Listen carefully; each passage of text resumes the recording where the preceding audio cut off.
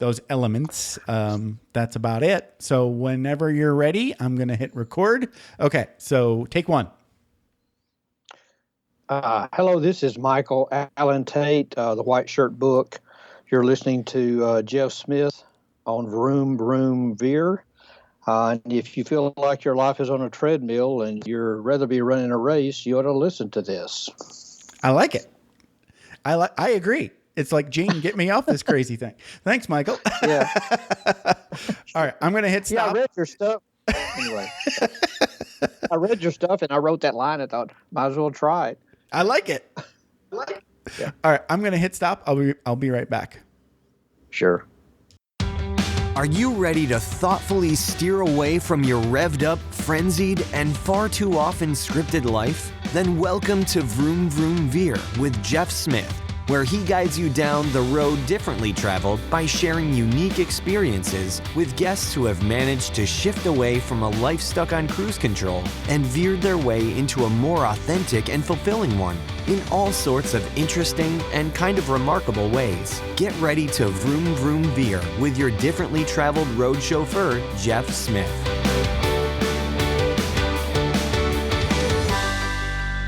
Kelly McCausey, thank you so much for being on Vroom Veer and welcome to the show. How's it going? It's great. I'm glad to be here. So you are at lovepeoplemakemoney.com. So talk a little bit about what you're most excited about in your business today. Well, I'm all about content marketing and community building. Okay. My people want to publish content they're proud of for people they love. And today's been the best day ever. I interviewed someone from my podcast. I did a live stream for an upcoming event, and now I'm here with you. Wow. This is just my perfect day. That's awesome. It sounds like you're having fun. I am. and you're probably working in your PJs. Well, I'll never tell. I'm in my kind of like an athletic shirt and sweatpants. So, woohoo, George Costanza. Okay, so this is Vroom Veer. We can't talk all about business. We have to go back in time and talk about Kelly McCausey, your life in an hour, basically. So, where did you grow up? Did you grow up in Michigan? Mid-Michigan. Yep. Mid-Michigan. All right. So are you still in East Lansing? Is that where you're at? Yes. Nice. So is that where you went to high school too? Well, I went to Mason, little bedroom community outside of Lansing, East Lansing. Okay. Nice. So were you sort of like, what kind of kid were you in high school? I love that question because people always laugh immediately and then answer. So that's good. In high school, I was violent. Violent. That's the best way to describe it. Okay. That's awesome. Okay. At the end of junior high, I got beat up by a friend. You know, girls in junior high, we're just so awful to each other. All right. And my dad had to pick me up from school. I had been thrown into a mud puddle wearing pink blue jeans, and I was just so devastated. And he says, "Did you hit her back?" And I just did this slow turn like, that's an option?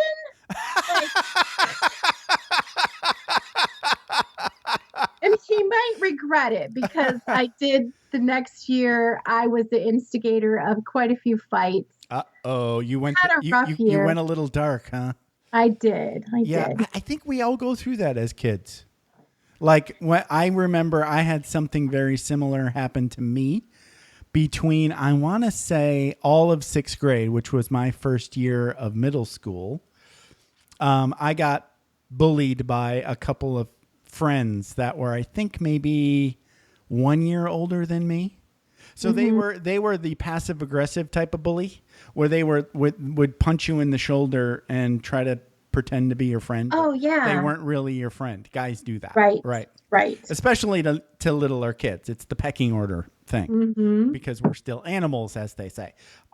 So I took those punches all year of 6th grade, and I was bound and determined not to in seventh, right? So Right. in that summer between sixth and seventh, I worked on punching my friends.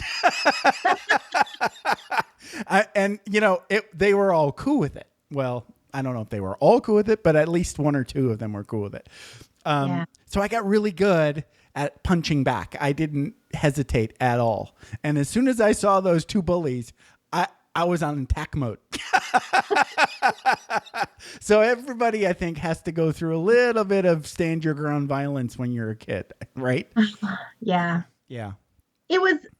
I was just telling this story to a friend recently, and they were just so flabbergasted because they've only known me as this grown-up version of Kelly. Right.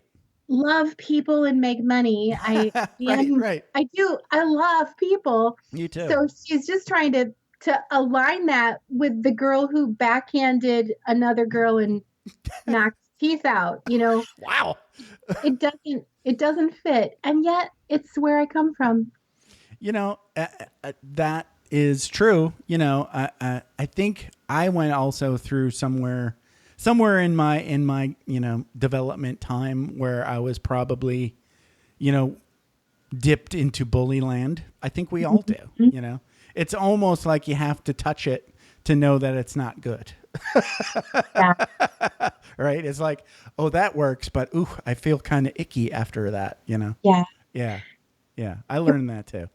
It was a really ugly moment when I realized the gal that I hit, the reason I hit her is that someone lied to me about her, which was the exact situation that put me in a mud puddle the year before. Someone had lied to my friend. Right.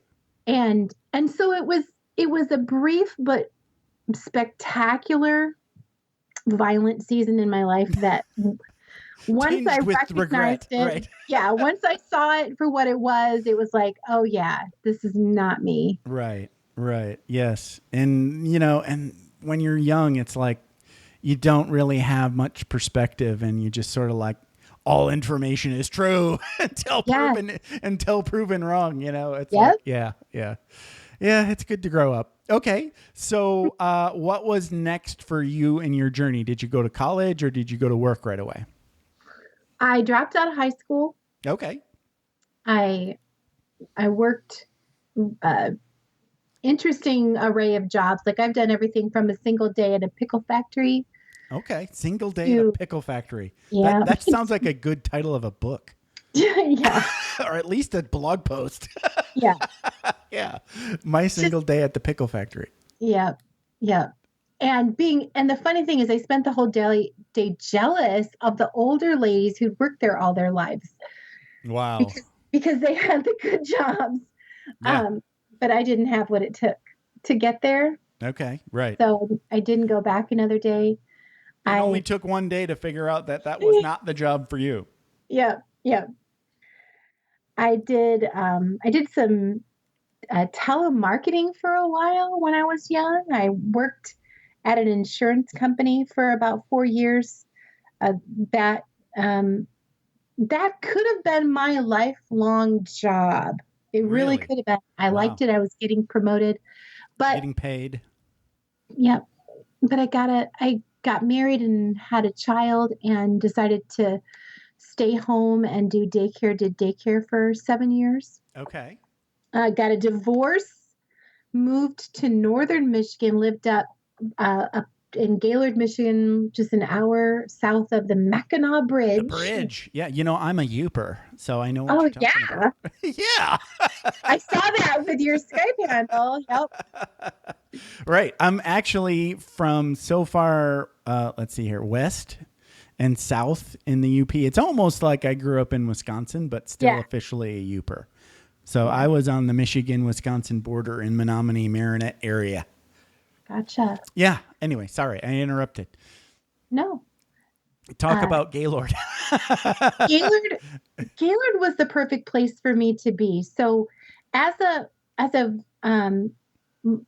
right after I was married, I got divorced soon after. My son was only 2 when we split up. Right. Wow. And I was living alone in Lansing, and I I was assaulted. There was a man who broke into several neighbors' homes, including mine. And I was I was extremely fortunate in that the worst possible things did not happen. Okay. Right. But I had some wicked PTSD following the I can assault. imagine. Wow. And so moving to Gaylord when my son was 5 was just the perfect thing for me. I needed a change of environment Okay. Right. to mentally and emotionally get back to myself. Right. And the rural housing development loans are such a gift to single mothers, young people who dropped out of high school and have no credit. Okay. Right. House. So that's how I ended up in Gaylord. That was the perfect place where I could But get you a were house. also basically, like you said, kind of like doing that as part of a recovery from like a PTSD recovery move. Yes. Okay. I lived when it got dark, the PTSD would start. I don't know if anybody listening can relate. I'm sure they can. The fear that hits you where you just get hyper aware and you're hearing every sound and you can't sleep. And so night after night after night, month after month, year after year, I was a basket case. Sure. And in the daylight, none of it made sense. Right. In the daylight, right. I'm not afraid of anybody. But at night, like I was afraid of crickets. And so moving to Gaylord, I lived in a little rental out on a Seagull Lake in the country. And it was so blissfully, peacefully quiet every night. Right. I got my sanity back. Okay. And bought a house and opened a daycare, ran that for 7 years. And then my son got tired of sharing his home and his mother with all the other kids. Right. I closed up my daycare and went to work running the office at my church. Wow. For Holy cow. another 7 years. And that brings us into when I dipped my toe into I was already an entrepreneur as a daycare home. Sure. But in the world of digital entrepreneurship. Right. Now, let me ask you this. When you were doing the daycare business, that was basically about the time that the internet started to become a thing, right? Yeah. You probably started that business. There was no World Wide Web. And then it became a thing while that business existed. So did you start dipping your toe into online stuff while you were still doing the daycare stuff? Only personally. Okay. Being part of. You were on MySpace and things like that. MySpace never captured my imagination. Right. Okay. But Yahoo groups and GeoCities, building a site on GeoCities, being in chat rooms. Right. I totally missed a lot of those AOL style chat rooms. Yeah. I missed all of that because I was overseas and I didn't have high speed when the internet first was a thing. And I was a nerd before I was actually on the internet before the internet existed because I was a computer nerd, like from way back, like when I was in middle school. Actually, when I was in elementary school, I saw a computer. I was like, that's so cool, and then I had my first computer while I was somewhere in middle school, and I was a geek with modems and CompuServe and kind of like precursors of AOL, America Online. So you weren't the internet. You were not connecting to. You were just connecting to other computers with a modem that was really slow. Okay. Yeah. They called them bulletin board services back then. Anyway, sorry, I digress. But yeah, I was there with you, but I did miss out on chat rooms. So, okay. So, all right. So you didn't really get into the web-based business, but you did have some personal exposure to web stuff. Yeah. Okay. It was in that first couple of years when I worked at the church, when I made that decision, it was in service of my family. but it was not in great service of my checkbook because Okay. the church couldn't pay me very well. Right. And so people often came to me for help creating like an invitation for a wedding or a graduation party. And someone suggested I should start a business doing desktop publishing for other people to make extra money. Okay. So I made a website to promote myself as a desktop publisher and never got even one desktop publishing client. All right. Okay. But I had a whole bunch of people say, "Can you make me a website like that?" Sure. Okay. So Got to pivot. Got to pivot. Yep. That's what created this weird sidestep. And at the same time, I didn't know what I was doing. So I had bought my first domain and hosting from a reseller. Okay. And so not directly from a hosting company. All right. Right. I had no idea. Well, this was back, in like 2002-ish? Yeah. Okay. Yeah. So I don't even, the hosting game was completely still pretty new. Yeah. Right. Yeah. It was like speedygoodwebhosting.com or something like that. Yeah. Because nobody knew anybody was doing. Right. Right. Right. And so a few months in, my website disappeared one day. Whoa. And so I was in a work at home mom, I think it was a Yahoo group where I said, "Help, my site has disappeared." And another work at home mom who was building a web hosting company of her own said, "Let me help you." So she rescued my domain and got me going again. And that just pulled me into this friendship, which led to a lot of other friendships with other work at home moms. Okay. Those were my first few clients. I did graphic design and built websites and did banners and buttons for people. And yeah, and it was so much different than it is today. Yeah. Like there were no content management systems and WordPress and Drupals. They didn't exist yet.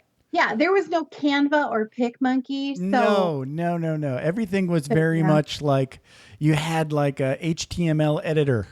Yes. Or, maybe you just typed in code. Yep. Yeah. Actually, you probably learned a lot of HTML. Yes, I did. It's scary. Okay. So, all right. So how long do you keep that business going, and did it pay the bills kind of thing? Oh, it's crazy. I needed to make a couple $100s a month just to keep from getting my phone turned off again. Okay. Right. And so I hit that fairly quickly. I was working so cheap. I was like a mom could pay me $5 to make her a button. And so, I would have this big list of projects that I was working on every weekend to make the money. But at the same time, I fell in love with internet radio. There was a program on World Talk Radio back then, Street Smart Marketing with Mary Goulet. Wow. And every once in a while, she would interview a work at home mom named Lynn Terry. Okay.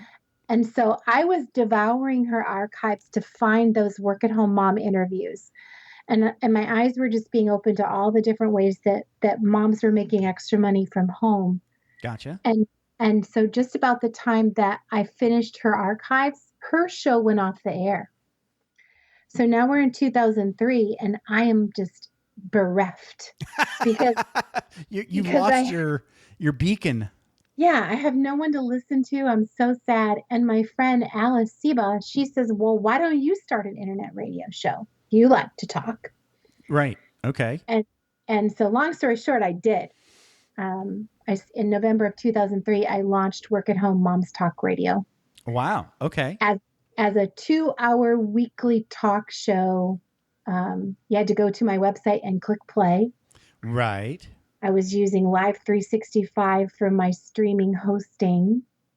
So was it a live show or a recorded show? No, pre-recorded. I did everything and edited together, uploaded it. So it was like a podcast before a podcast. Yes. It was no syndication. No syndication. I was in talks with some internet radio stations, but they Right. all wanted a lot of money Right. to put your show on. Yeah. So that was not really, I started to make money from the podcast. I had lots of sponsors early on there. Oh, nice. Okay. But it was the following summer that one day my techie friend said, "Did you see this podcasting thing?" And like 24 hours later, I had an RSS feed and I was submitting then you were syndicated. Okay. Yeah. Yeah. I mean, it's a very short little step to go from I'm already recording the show to what? There's a thing where it can go places? Right. Yeah. Yeah. Okay. It went from earning my listeners one at a time to boom. Like it's like and at that time too, and you can verify this, but like iTunes and podcasting was brand new. So, but there were already a lot of people on iTunes. So like, and there were a tiny amount of podcasts. Yes. So you got a lot of attention, especially if you were established already. So, okay. I went in the first 9 months of the show. I had grown my own little audience of like 250 downloads a week. That's pretty good. But I was really proud of it. I submitted it to iTunes and it quadrupled within 30 days. Wow. So I was just like singing and dancing and people were finding and coming back to the website and getting on my mail list. And it was just such an amazing, wild ride. Back then, like we didn't know the iTunes was going to be the shizzle because we were also submitting to like there's like something like iPodder, and there's all these different RSS things to get submitted to, like Podbean and there was a million of those aggregators or whatever. There's still a million of them, but they're all different. They're all different ones now, but okay. We even created, my techie friend Lynette Chandler, we even created our own RSS feed, our own RSS reader app. Okay. For people to download that came preloaded with our favorite. Yeah, it's kind of like a show app, right? Yeah. Yeah. Okay. Back in those days, yeah. So it changed my life. That was kind of like the beginning of how you started getting into building the community kind of idea. Yes. Okay. Yeah. I had no idea. I had no intentions of quitting my job.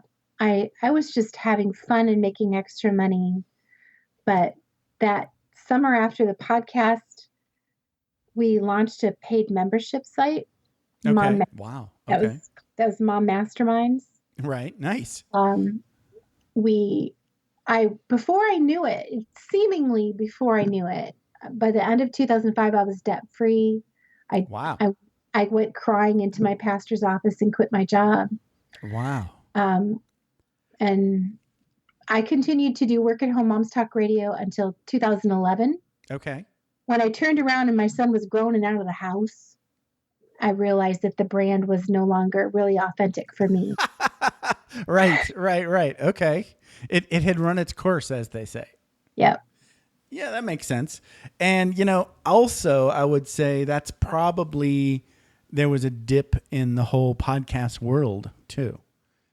And it wasn't going to like really kick into gear again until 2014-ish. Yeah. So that's the story, but it's bull crap. I never stopped podcasting. I just rebranded. Right. Okay. I never experienced a dip in listenership. Oh, nice. I have only ever grown every single year since it began. So you were able to carry audience over from old show to new show? Yeah. The people who say that, whom I respect, I still just think you're talking about metrics that have nothing to do with me. Like maybe the number of new podcasts dipped. Maybe the number of failed podcasts spiked. I don't know. But for those of us who made podcasting a consistent part of our content marketing, right, yeah, we never saw a dip. Okay. Yeah. Good for you. That's awesome. So you were probably doing something right. Well, we were just committed. Yeah. Yeah. I've learned that like, when podcasting gets trendy, then everybody does podcasts, but they also fade really quick. Yeah. Like I would say like 9 out of every 10 podcasts that they say, hey, okay, well, we got to do a podcast now. And then they get like 10 shows in and go, holy shit, that's a lot of work. Yeah. Yeah. Right. Okay. So you were in it for the long haul. And you had already built a community. How was it that you were able to take listeners from show A to show B? Because that seems like, I mean, especially if you're rebranding the show to be basically going after a new audience, were you still trying to target more or less the same people? That was such a great, it's a great question. And it was a identity crisis for me. If I'm not a work at home mom, what am I? Right. And for a while I thought, well, what drove my content was building a business that serves your life. Okay. So that you're not constantly having to say, in a minute, kids, in a minute, kids. Right. Okay. That makes sense. But even though my son was grown and out of the house and I now had all this freedom and flexibility, I still wanted my business to serve my life. I still essentially wanted a business that was simple and focused on on projects that create profit, not ongoing work. Right. Okay. And that makes sense. So I thought for a couple of years, I thought my market were solopreneurs. And I was really focused on that. But there came a point a couple of years ago where I could no longer authentically call myself a solopreneur because my business depends on a team of people. Okay. So I just kind of let go of that. Most of my community came with me because they could see that what I was talking about and teaching wasn't changing. It's just that I wasn't talking about, taking care of your kid anymore. Yeah. Right. Yeah. The big moment that opened my eyes to why I needed to rebrand was that I had written quite a lot about my hopes to maybe get an RV and drive around the country a little bit. Okay. And my community lost their minds. All these moms are like, are you kidding me? That's not safe. Are you kidding me? Are you kidding me? I can't even think about something like that. Okay. They were for the first time not going, yeah, I want that too. Okay. And so that was my oh, wow, I'm not talking their language anymore. Interesting. So some people did fade away because they needed someone to be talking about their lives. Right. But many, I would say 80% of my audience followed with me into the new brand. Yeah, it kind of makes sense because if you think about it, everybody's, probably maybe not on the same exact year as you in the journey, but really close, right? So I would say a certain percentage of had their kids go away about the same time. So you kind of we're going through the journey together. Yeah. Which is kind of why I'm happy. I kind of got lucky with my brand because I didn't make it super specific. I just said, we're targeting Gen Xers. And Gen Xers are going to be Gen Xers until they die. Yeah. Yay for me. I got lucky on that one. So hopefully I don't have to rebrand, right? I'm still, all right. I'm still talking to Gen Xers. They're just older. Yeah. Yeah. We got older together. Okay. So now on the rebrand, you're doing something different. You're not necessarily what sort of things did you start doing that were completely different? The first thing I did was I declared an 18-month moratorium on the words mom and wham. Mom and what? Say that again. Wham, work at home mom. Oh, okay, gotcha. A little short firm. Okay. Because I had been at the top of that niche for so long that I was the first work at home mom podcast. Really well known, often sought after for interviews. And so for 18 months, my VA and I were responding and saying no thank you to anything that had anything to do with moms or WAMs. Okay. In order to create a clear break. Right. That was brand A. This is brand B. Yes. Right. Yeah. Gotcha. And then I started in 2013, I started to host live events.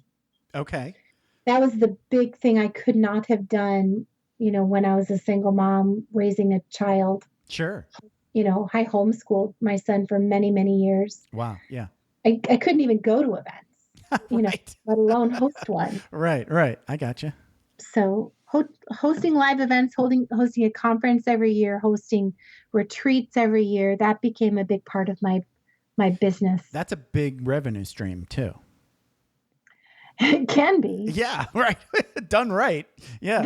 Yeah. You can make a significant chunk of money all at once, which is pretty cool. Right. It's a lot of work though. Yeah. If one of my an event brand that I run with Nicole Dean is Beachpreneurs. Okay. And it's just for women entrepreneurs. And so if she ever listens to this, she's going to laugh and say, well, the retreats make money. Because they do. But the hotel event, the retreat has often sponsored the hotel event. Beach hotel events are just dang pricey. Let's just say that. But yes. This is my 6th year of hosting events, and yes, they are profitable. Congratulations. But the first few years, not so much. Well, there's a lot of learning that goes into those things. Yeah, buddy. When I had my first event, I did it in Toronto because that's only 4.5 hours from me, and I had a large base of people there. Okay. I decided if I could get 12 people in a room, I would count my event not embarrassing. Okay. So I figured out what it would cost if no one showed up, if I had to pay for the entire hotel contract myself. What's my nut commitment? And I set that date a year out, and then I proceeded to save every penny until I had that amount of money in the bank. Okay. Fortunately, I got 25 people at that first event. Nice. And so I didn't have to have that savings pay for it. But I had witnessed a couple of people host their first events and have it flop and have it devastate them. Right. And I just didn't want to have that stress. So I'm like, I'm going to have all the money in the bank before the event gets here. Perfect. So that I can go into it joyfully. Yeah. Perfect. Right. So you didn't have to kind of learn the hard way, but it sounds like you did learn a little bit of hard lessons there by not making money. Yeah. Right. Yeah. Talk a little bit about the times you didn't make money, and was it like devastating or just painful? Ooh. It's like oof. Painful. Nothing was devastating. Okay. Because I'm still doing events. Right. You're still in the game, babe. Yes. Yeah. You took your blows. One of the most painful experiences, the first 2 events were in Toronto. I had an amazing event planner that had a great relationship with that hotel. And she got me like champagne, everything on a beer budget. Wow. Nice. So when I held my first event in America, it was a big old wake up call. Mm. I also benefited from a lovely exchange rate with Canada. Yes, good. Just in case anybody ever wants to do that. Yes. But the event planner I worked with in the U.S. Let me down a couple times. And the first Exposure and Profit 3 in Atlanta, I was with a big hotel by the airport, and the contract, when you have a hotel event, you're contracting for the event space and a number of hotel rooms you promise you will fill. Okay. And in every other hotel contract I've ever been involved in, that rate is cumulative. So if you promised 15 room nights each night, you've promised 45 room nights. Okay. And they're crediting you for people who book a day early and a day late. Okay. It all adds up. So Right. I had no fears going into that event. I had more than fulfilled my nut with the Right. hotel. And as I'm driving back to Michigan after the event, I get a notification that my card has been hit for $3,000. Okay. And that Ouch. and then another notice coming through, that hey, we tried to hit your card for another 1,500 and it was rejected. And I'm like, why are you trying to hit my card? They're like, well, you didn't hit your room nights. I'm like, oh, you've made a mistake. This is crazy. Of course I did. I had all these room nights. Check it out. And they're like, no, you were short 7 nights on Friday. You were short 7 nights on Saturday. Anyways, they didn't, their contract had one little word that said nightly. Nightly. Nightly commitment. So wow. it didn't matter that my people had come in 2 days early and stayed a night late, and that overall I more than exceeded my promise. Wow. Nightly, I had shortages and I was responsible for it. Ouch. That was That's so brutal. So painful, and we fought it. We tried to get someone to be reasonable, and they were a-holes. And yeah. and right. My event planner, who you assume knows to look for those things, of course, denies all knowledge. Yeah. Right. Well, she learned something too. And anyways, boy, I tell you what, That's I know painful. how to read a hotel contract Now you know you're looking for that word nightly. Oh yeah, I know how. Wow. I no longer use an event planner because I know how to read the contract and I know how to make my own demands. Right. I just didn't know what you could and couldn't do. And since I do now, I just go into it confidently and get what I want. Out. Sure. Yeah. Yeah. Yeah. Ouch. And that's so, it's like, especially when you go with like a giant corporation, it's almost like they know they can screw people like you once. And, and there's an unlimited number of yous out there. So they'll just keep doing that. Yeah. So, anyway, that kind of crap bothers me quite a bit. Yeah. Buyer beware, right? As they say. Yep. Ouch. Okay. So, all right. What else? I hope that can't be your total revenue stream, because that's only a couple times a year probably. So You're doing things like, let's talk a little bit about some of these things that I'm seeing on your one sheet, because I like some of these. Talk a little bit about the curious enthusiast. Yeah. Because let me tell you, that's kind of like one of those superpowers of mine that gets me in a lot of trouble usually. Being a curious enthusiast. Yeah. Yeah. Go ahead. I want to hear why you like those people. Well, a lot of people think that they have to do their time in the trenches, work hard, build up a bunch of credibility before they can contribute, do something. Right. Yeah. And I just like to point out that I started my podcast when I didn't know nothing. Right. I was a curious enthusiast. I just interviewed people and asked them questions. Right. I was not holding forth as an expert. I wasn't claiming anything about myself. I was just enthusiastic and curious. And in the process of doing so, 9 months later, I had paid membership, because the crazy thing is that people started to see me as an expert. I spent months saying, no, I'm not an expert, until someone said, would you quit disagreeing with us? So, yeah, right. No, I totally get that whole like, no, I'm not an expert kind of feeling. Yeah. Yeah. So just get started. Okay. Embrace your curiosity and enthusiasm and start what you want to start.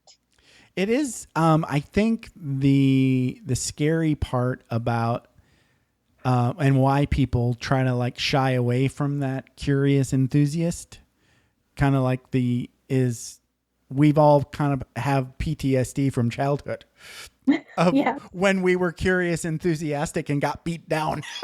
Yeah. I remember that happening to me over and over and over again. So we all kind of like have that childlike sort of like curiosity and enthusiasm, especially when we join new groups. But through experience in the old world, I should say, we kind of get like conditioned out of that because a beatdown sometimes ensues after. Yes. Yeah. Okay. So obviously you get that. Yeah. Let me tell you, there are people who will come along and say, "Who the hell do you think you are?" Right. Who do you think you are running a podcast? You don't know nothing about that. Who do you think you are creating a product? What reason do I have to trust you? And a lot of times it'll be you in your own head. Yes. Saying those things. Yeah. Right. Okay. Yep. Yeah, it's true. And but so that goes to that imposter syndrome kind of thing. Yeah. Yeah. But if you'll just be about it, if you just throw yourself into it, you're going to get all that credibility that you crave if you're consistent and committed. Right. Yeah. And you're willing to be vulnerable and listen to those naysayers and not take it personally. I think that is a huge thing. And then, especially nowadays, it's like with like social media being as it is, you have to basically have thick skin would be too thin. You have to have some sort of geek armor, right? Right. To just say, all right, those people are always going to say bad things to everybody and they don't matter. Basically. Yeah. And just do your thing. Yeah. You have to surround yourself with a few people who, we all need a cohort to grow with in our business. And when I look back at the people that were new when I was new, people in my cohort, we are one another's greatest cheerleaders. We knew each other when we didn't know nothing. Right. And we got to take our lumps together and build our experience together. And we were there for each other when the people come along and say, "Who the hell do you think you are?" Right. Yeah. You can turn to a friend and say, "Will you remind me?" Well, it's good to ask yourself that question, I think. Mm-hmm. Whenever I ask that question of myself, I'm trying to take the piss out of my own ego, basically. So I don't even really listen to other people saying that because, I don't care. Unless, I know you, respect you, love you. What you are saying is like, I don't need, just let that go, really. But when I'm saying it to myself, I usually say, who the hell am I? I'm just a schlub like everybody else. I know what I know. Yep. Right. Yep. Yes. I think it's important to take the piss out of oneself on occasion and not, you can still be confident and move forward, but, don't get don't get that head so big you can't get through the door kind of idea. Yeah. If you get up in the morning, sit down to write an email, record a podcast, write a blog post, whatever. If you sit down and say, "I am going to be an expert thought leader today." Right. Good luck. Good luck. Exactly. That's going to be really boring, really. But when you get up and say, even after all these years, I am still just a curious enthusiast. Right. When I just get up and say, I am going to be enthusiastic about my topic today, I am going to be curious about how it's going to work, then ego just gets take a break, Right. you know? So true. Well done. So talk a little bit about this. We're wrapping up pretty soon. We got about 10 minutes or so left. But I want to get to a couple more things. This change in your pocket theory, and then maybe talk about the bright, shiny object thing, and then wrap it up. Okay. Cool. So change in your pocket. What's the change in your pocket theory? Change in your pocket. This applies so beautifully to email marketing. If you have an email list, right, and there's a whole entrepreneurial twister in our brains over how often we can mail our list, and how often right. How often can you make an offer to your list? How often can you send a promotion? So this is actually born from a talk I heard at church many years ago. Change in your pocket is about relationship currency. Okay. So you start a new relationship with a person. We're going to think of them as email subscribers, members of your email community, but you could think about your wife, your sister, whatever. You wake up and you start a new relationship with somebody. You have $1 worth of change in your pocket. Imagine quarters, nickels, and dimes in your pocket. Okay. I'm with you. It is a small pocket. So the most you could ever fit in there is $2. Okay. So every time you do something selflessly, you think it's selfless. You say, here's a new podcast I published today. Please enjoy. We could argue about whether you're earning a dime or spending a dime because you're asking them to listen. Right. It's an ask, but it's a very selfless act of giving. You've earned a dime. Okay. Here's an amazing article I just read. You earned a dime. You're earning some relationship currency. If you give too much, you're going to hit that $2 limit, and you cannot fit any more change in your pocket. If you continue to give, it's wasted. Okay. It's so in You've order given to, more than your 20 dimes or whatever. Yes. Okay. Human beings have a natural awareness and desire to have healthy give and take in all their relationships. Okay. So if you give and never let them give you anything in return, they're going to tune out. Wow. Because they are not in relationship with you anymore. Okay. So you want to give and ask and ask. Give and give, ask and ask. You want to keep, you don't want to grow broke. If you spend all the money in your pocket, you have no relationship currency. And the next time you do something knuckleheaded, they are going to be breaking up with you. Give, ask. And your ask don't necessarily need to be money. Right. Come join my Facebook group, like my Facebook page, follow me on Instagram. Tweet this. Yes. Right. Yeah. Right. By the way, if you're not too busy, I would love to ask you to give me a review on my podcast. Here's how to do it. Yes. That's a perfect example of a great ask. Right. Where they can do something for you in return. So my community, I've been doing this for 17 years. Some people have been on my mailing list since I started it in 2004.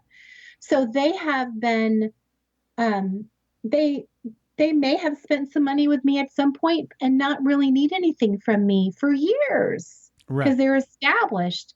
But they can leave me a podcast review. They can share an article. They can give back, and they want to. And they're on your team. They're still on your team. Yes. Yes. They're in the club. They're in the community, as they say. Right. So if you've ever bought into the idea that you have to give and give and give for months and months before you can ever ask for anything in return, we've just debunked that. And I think it's also important for all of us, like, suffering poor people or people who are afraid to ask. I think it's a Midwestern thing to have this mantra in our head of, I don't want to bother people. I don't want to be a bother. Rude to ask. It's rude to ask, right? But we all do, and I think it's important to know that when you're in a community, you are actually thinking about ways that you're looking for ways to help out. Yes. You want to help out. You want to contribute because that makes you feel part of the community. And it doesn't have to be money. It's probably, mostly not money. It's little things just to be, sort of like give and take. So that's kind of nice. I like that. Yeah. I've heard this before, but this is the first time that I think the light bulb went off for me. So that was a really good storytelling moment for me. Well done. You hear like folks like Tim Ferriss say, when I have a big ask, I make sure there's like a give in front of it. And I never really got that. I was like, but he always does it. I mean, like every show, every blog post, everything he does is like, 90%, there's a huge give, right? His blog posts are epically long, right? So it's like a bunch of give and then ask. It's like, oh, by the way, reviews are always awesome. Thanks. And it's so simple, really. And then like, if it's a bigger ask, then make sure you've got like a lot of, you kind of like set up. How do you set up your big asks? Yeah. Well, I offer digital products and coaching programs, and I run challenges a couple of times a year. And especially when I'm getting ready to run my Stretch Yourself Challenge, I'm going to do a sequence of promotions. Right. That are pretty, ask. So, So I make sure I have a full load of change in my pocket. Okay. Don't be running on empty with a nickel or a dime in your pocket and expect that your community can withstand a launch. Right. When people say, "Oh, I hate launches," they're trying to run them on an empty pocket. Right. Yeah. Yes. Ah, that makes sense. Right. That's really good. I just learned a lot. It's rude. It is. We're told as children it's rude to ask, and yet you could ask your nana anything. I'm proof. My 3-year-old granddaughter could come in here and ask just about anything, and I would be a joyful yes. It is not. It is not rude for her to ask, but it is because we have a delightful relationship. Right. It can be that way with your community if you develop a warm relationship and maintain great relationship currency. When you ask, they will be delighted. They will be happy. Yes. It'll feel natural and fun, and they'll be looking for more ways than you can offer, probably. Yes. I've been in a community like that.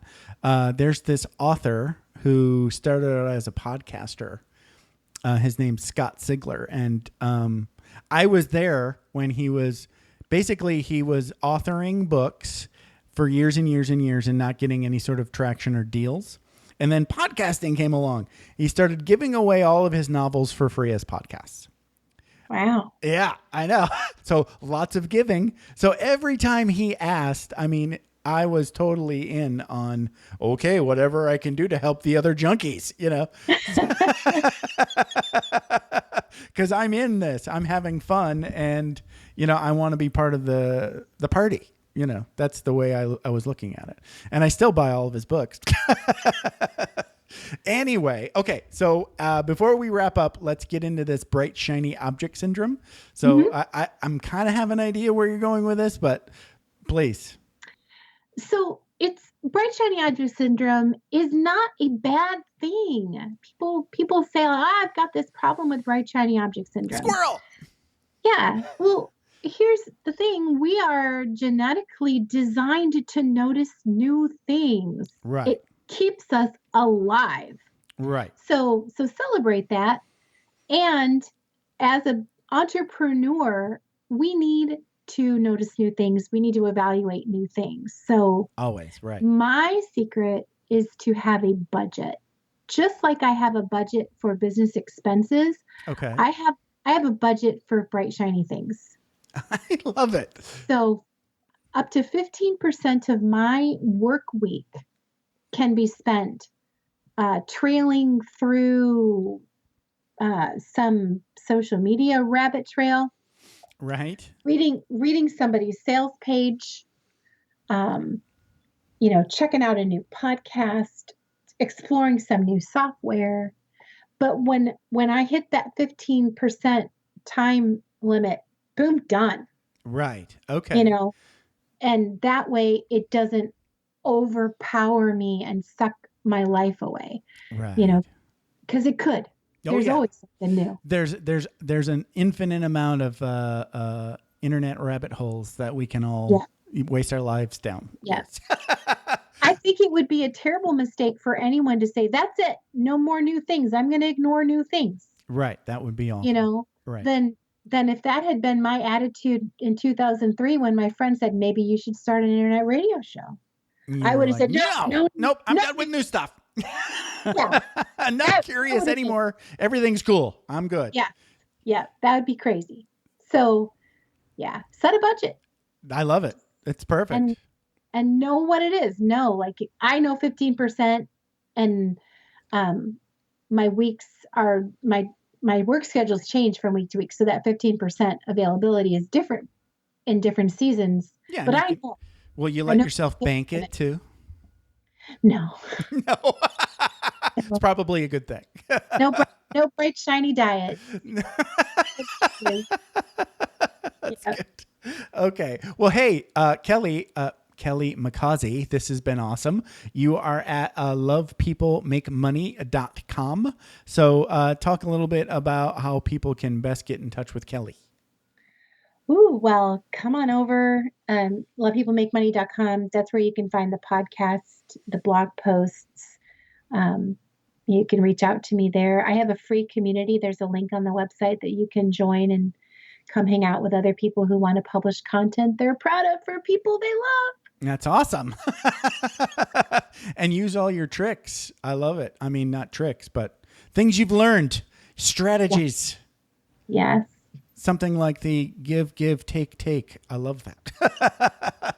Thank you so much. This has been a lot of fun, and I hope the weather gets better soon in Michigan for you. Me too. Spring will spring. Spring will spring soon. Sooner rather than later, I hope. Yes. Yeah, my parents are still complaining about the piles of snow, so I feel your pain. Have a good one. Thanks. You too. All right. Bye-bye. Thanks for taking the time to ride along with us on another episode of Vroom Vroom Veer. For podcast info and show notes, be sure to head over to vvveer.com. That's VVER.com. Man, that's fun to say. And we'll catch up with you next time here on Vroom Vroom Veer.